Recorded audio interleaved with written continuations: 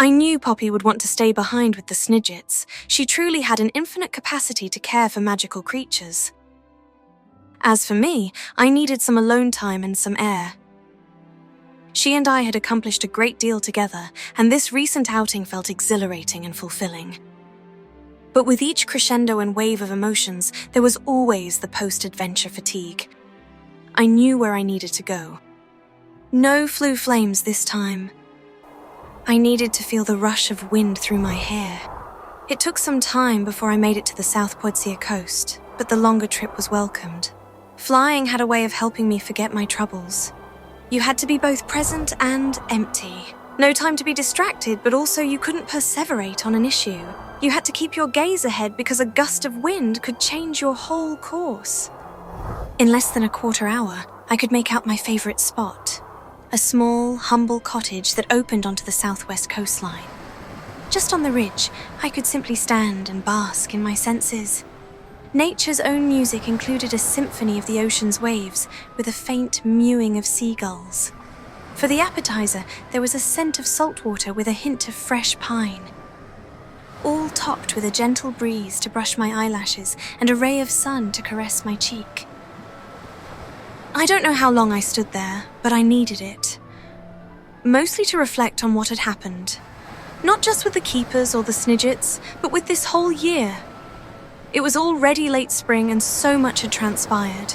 To think I started learning spells of first and second years and was finally caught up to wizards my own age.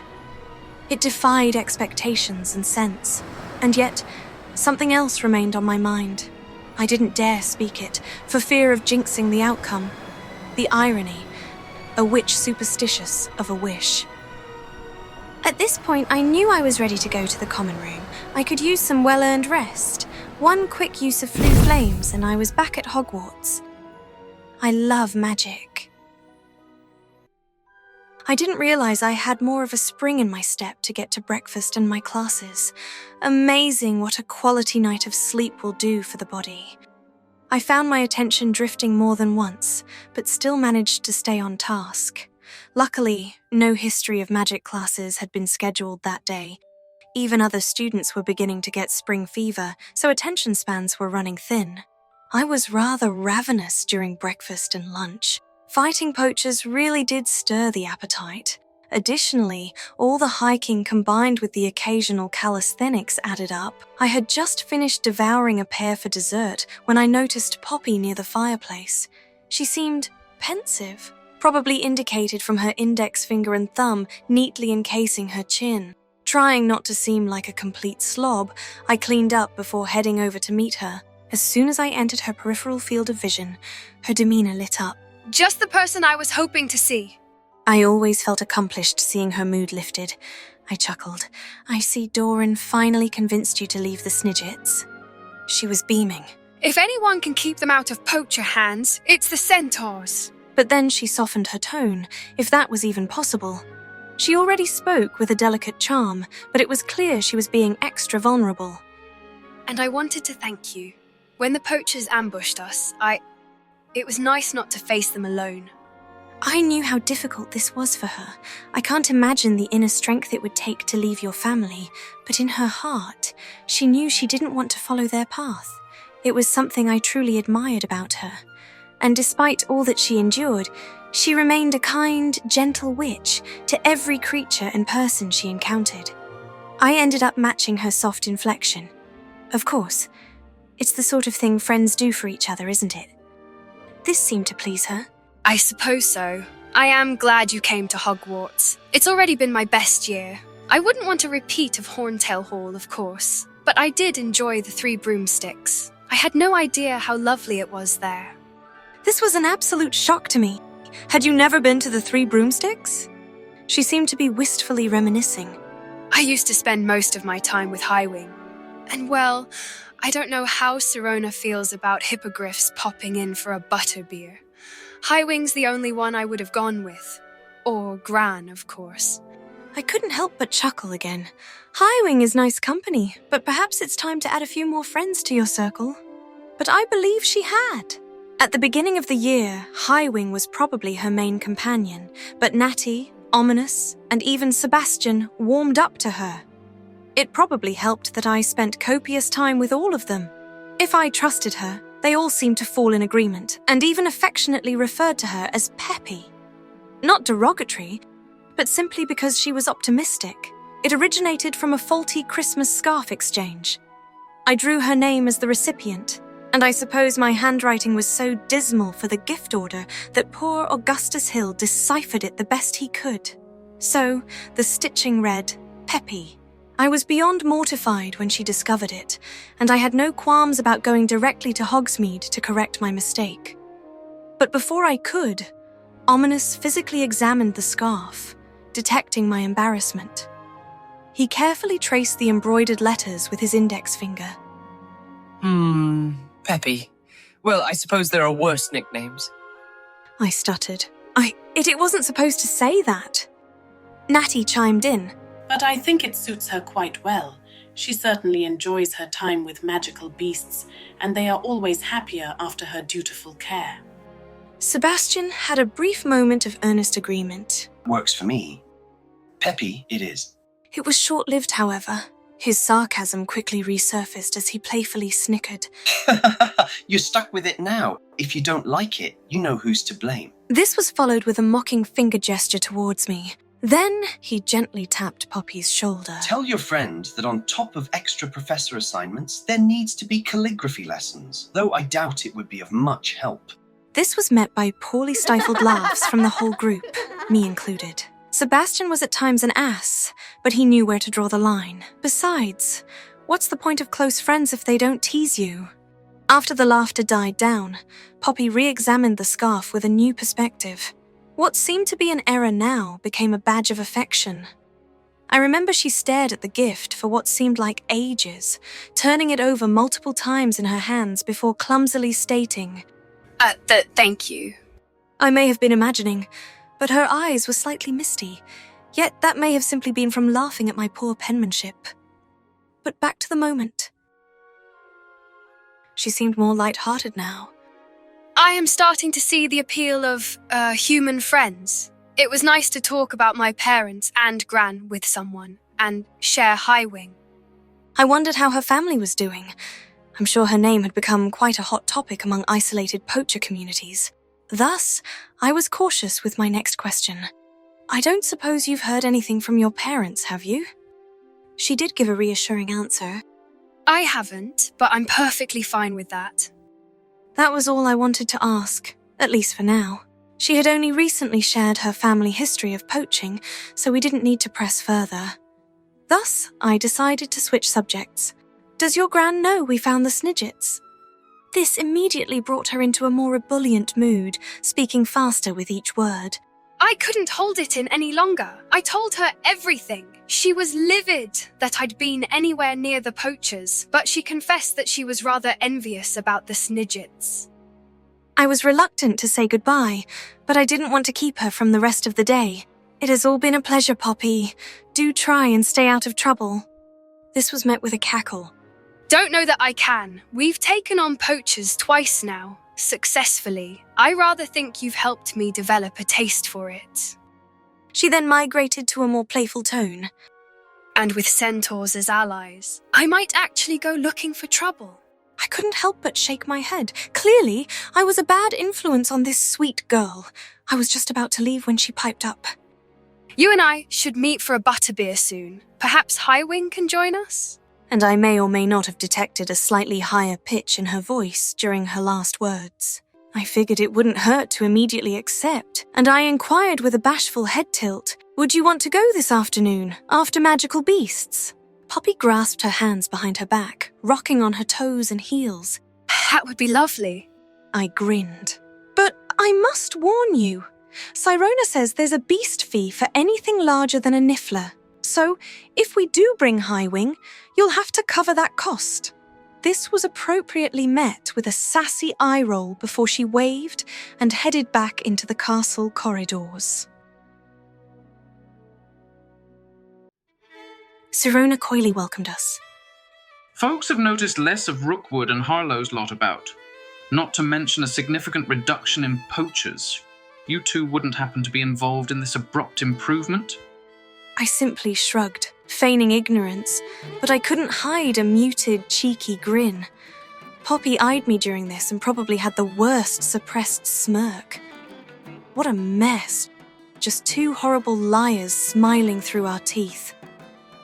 Sirona chortled. I thought as much. Well, do let me know if you find out who's responsible. It's been a welcome change. Wizards and witches feel a bit safer across the hamlets. We had a sense of giddiness, but there was a dramatic mood shift after ordering butterbeers. Poppy almost seemed forlorn. She was entranced and fixated on her butterbeer after barely sitting down, and her cheery demeanour seemed to be evaporating with each sip.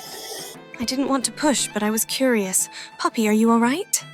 She put on her brave face and a smile warmed her features. Oh, it's nothing terrible. I should be happy. My gran is safe. The Snidgets will be well protected, and there are fewer poachers. It's just... Now I was even more curious. Just what? She laughed nervously. Well, if this was my best year, I'm not ready for it to end. I smiled. The year isn't over yet. That seemed to cheer her up. She clinked her pint with mine, and we playfully elbowed each other, lamenting how we dreaded our looming O.W.Ls. Worst of all by far would be history of magic, or divination. I loved sipping tea, but reading tea leaves was completely different. I begged Poppy not to tell Professor Onai or Natty. I adored both of them, but I struggled in that subject comparative to charms or even potions. As we finished our drinks, I had an idea. Come on, I want to show you something. One flue flame later, we were gone. Poppy politely scanned her surroundings before we exited the cottage. Once she caught the vista, she seemed pleased with the location. Merlin, look at the view. The sea is gorgeous. I don't think she'd been here before. Or at least, not with me. Who knew what wondrous flights Highwing had taken her on? Still, I'm glad she decided to join me. I wanted to show you this place. It's one of my favorite spots from this year. I visited after we rescued the Snidgets, but I would also retreat here after an assignment or random favors for a hamlet.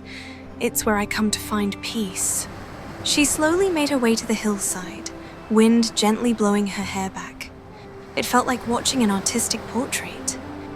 Then we both spotted two hippogriffs flying over the coastline, no doubt a couple.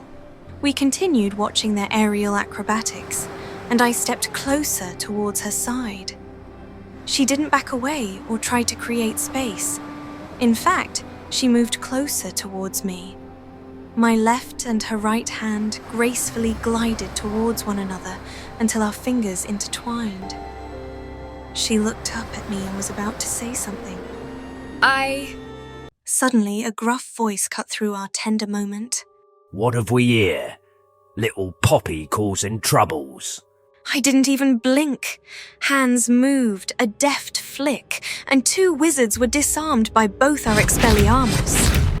But Poppy sent the finishing blow of a depulso, launching both thugs down the hillside. She had barely turned towards me with a satisfied smile, clearly proud of her poacher elimination skills, when her eyes widened. There were more of them. Instinct again took over. Our Protego stopped the incoming expulsos. Axio brought the poachers within range. Poppy's Descendo easily concussed them. Then our combined Confringo, Defindo, and Bombarda finished them off. Our eyes were focused, scanning the hillside, and constantly moving to reduce any blind spots.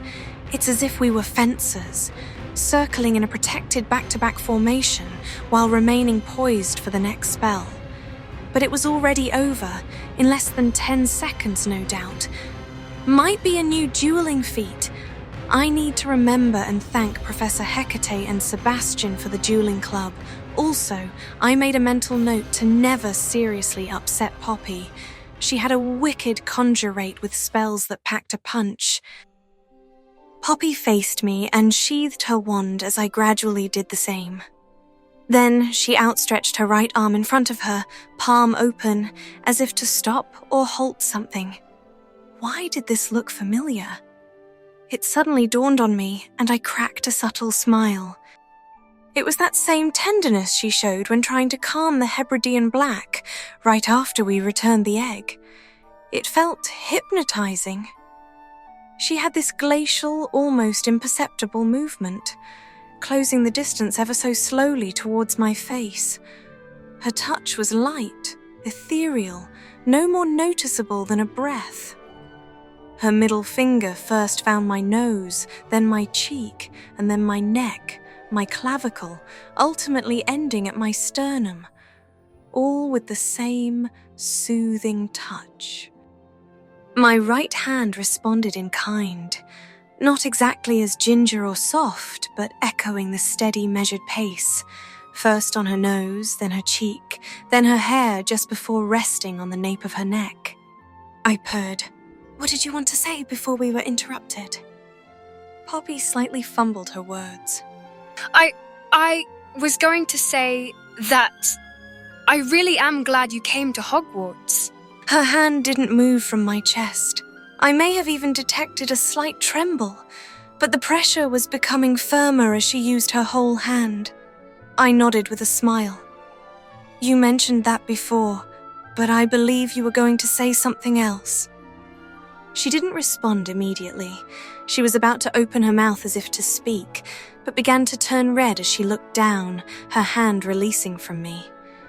Rather than wait for her gaze, I leaned forward and whispered into her left ear. "Well, I can tell you something." I waited for her response, but received only cautious breaths, no denial. Then, her head tilted upwards, still red. I still maintained that calculated pace, so as not to spook her. In time, my mouth was inches away from her ear. I could feel the warmth as I breathed. "I fancy you."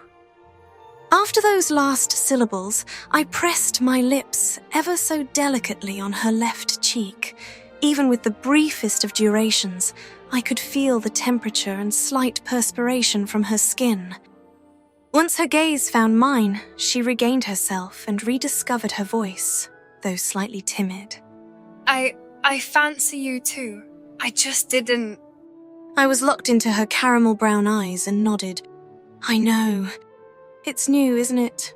She nodded, but then more confidently placed her arms behind my neck and pecked each of my cheeks. After which, she stared up at me, smile beaming from ear to ear. No words were needed at this point. We felt suspended there, as if a resto momentum was cast on the world around us. Then, slowly, our bodies migrated closer. I could see her pupils dilate, but I could also feel our heartbeats speeding up, and I could detect the scent of aged cinnamon and apples. It's as if I was drinking in the very air around her. Even at a snail's pace, our lips found one another. They weren't rushed or labored, but it felt real. It was a warm and beautiful melding of flesh and comfort tenderly encased in one another. Once our lips disengaged, she seemed to be more relaxed, discovering her sass once again.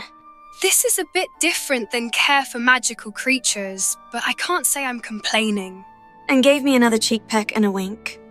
To which I retorted, "Well, you remember I did need lots of practice from that first day of Beasts class. I suspect this will be no different."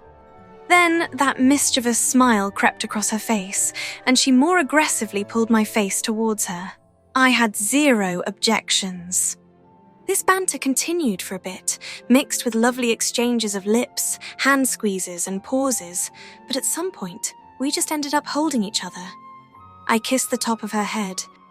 "Poppy, you're always caring for others, but who takes care of you?" I could feel her squirm a little after that comment, but it was productive squirming, as if she was trying to burrow her head into my chest even more. Not only that, her hands were a belt, cinching tighter and tighter around my waist. I continued, "You don't need rescuing, but I think everyone could use a little care from others." A brief silence followed, and then she hummed. You're just so This whole year for me, I mean, you were... She may not have finished her sentence, but once she looked up at me, her eyes told the rest. I softly grazed the tip of her nose with mine. An augury at noon, in the desert? She let out a giggle. Something like that. I was able to register her cheeks emitting a faint pink beneath her freckles, right before her lips found a home in mine. We stayed on that hillside until the sun began to set. Between the dips in conversation and purely enjoying the scenery and company, she cooed. What happens now? I did my best to muster my senses. Well, we have our O.W.Ls coming up. Even as I uttered those words, she elbowed me. You know what I mean. I pondered for a moment what a better answer would be, but with Poppy, I knew she'd just appreciate sincerity. The new plan is the old plan. Perform spectacular on our O.W.Ls, celebrate with Butterbeers and the gang, then maybe take a couple's flight on Highwing. She perked up. Couples? I playfully shushed her with my finger. Yes, sweeting. I knew that she simultaneously loved and hated when I called her that. Yes, a couple's flight on Highwing. Then perhaps freeing more creatures from poachers before you leave. Schedule a summer trip where I visit you and your gran and maybe learn a few new spells. I don't know, that's all I've got so far. I'm sure we'll fill in the rest as we go. You know I like to improvise. She squeezed my elbow a bit tighter before contently murmuring and partially yawning. Sounds brilliant. And concluded with a peck on my shoulder before nuzzling closer. It was time to head to the castle before we dozed off and would have to dodge prefects being out past curfew.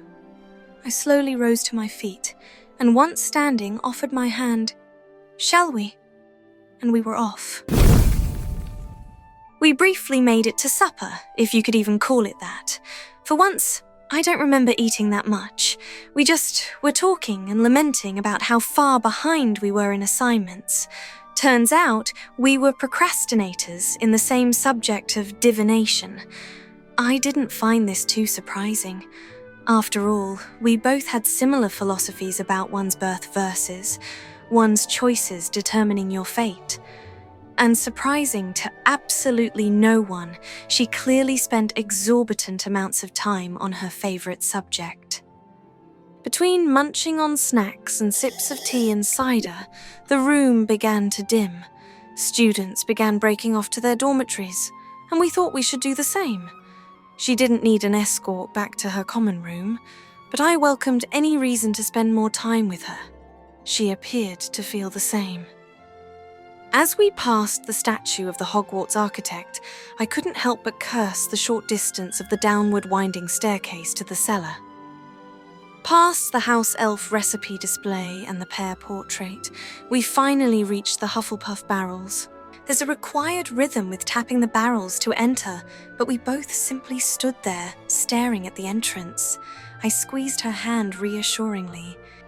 It's okay. We'll fly Highwing soon. Ran out of time today. She squeezed my hand before answering. It's a date. She released my hand and was about to enter the common room. Then she abruptly whipped 180 degrees and launched into a tackling hug, nearly knocking the wind out of me. Oof! Poppy, did you need something? She burrowed deeper into my chest, pulling me closer. Just taking care of one more magical creature. Then just as swiftly, she looked up and gently brushed her hair behind her ear. Even in the dim cellar lighting, her cheeks and freckles had a rose hue. See you in Charms tomorrow? I nodded. I'll be there. And gently kissed her forehead. She broke away and slowly sauntered to the barrel entrance again. After the correct knock, the barrels parted to reveal an entryway. She took one more glance at me, and it made me wish for a pensieve. I wanted to revisit and relive that moment over and over as often as I could. It was a smile that could melt your heart and make you feel warm and safe all at once. I mouthed, "Good night, Poppy," to which she mimed, Good night. Tomorrow would be a new day, and we both couldn't wait for it.